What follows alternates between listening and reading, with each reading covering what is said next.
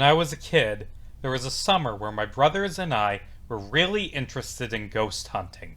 We were staying with our grandmother in Greenfield for a week and convinced her to take us to the Villisca Axe Murder House.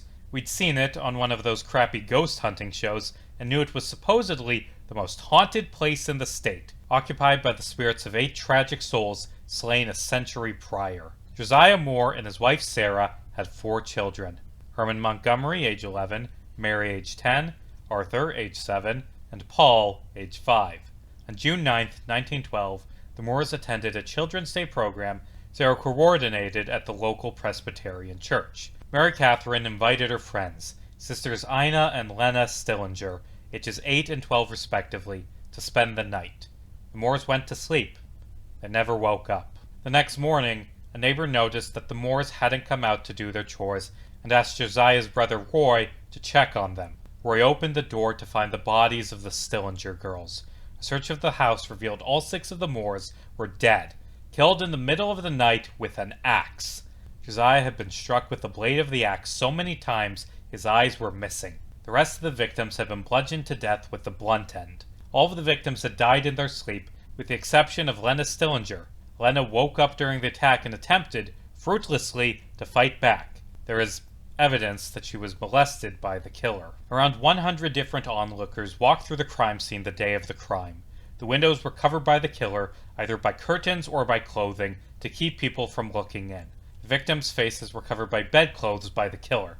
The axe, owned by Josiah, had been partially wiped clean. 2 slabs of bacon had been taken from the icebox and left out for unknown reasons. No killer was ever determined. State Senator Frank Jones, a business rival of Josiah's, was suggested as the killer due to rumors of Josiah having an affair with his daughter-in-law, but no hard evidence pointed to him. 3 different men with violent pasts, William Mansfield, Henry Lee Moore, and Paul Mueller, have been suggested as the killer over the years. Each of these men committed similar axe murders, leading to suspicion of one of them being a serial killer who targeted the Moores.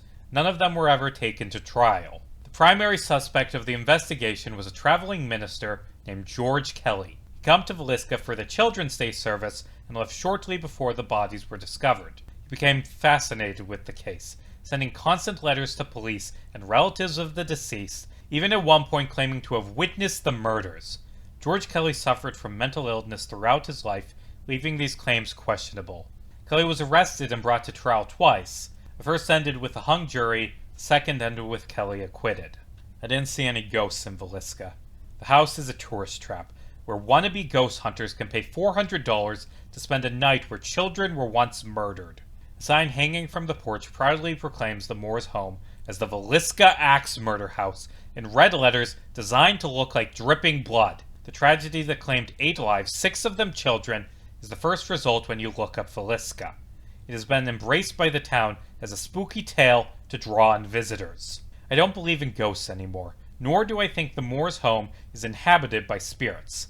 In retrospect, the place feels ghoulish, profiting from the suffering of strangers to make a quick buck entertaining idiot teenagers. It feels flippant to the victims to capitalize on their deaths in such a way. Villisca, Iowa is haunted, not by ghosts, but by a lack of respect for the dead.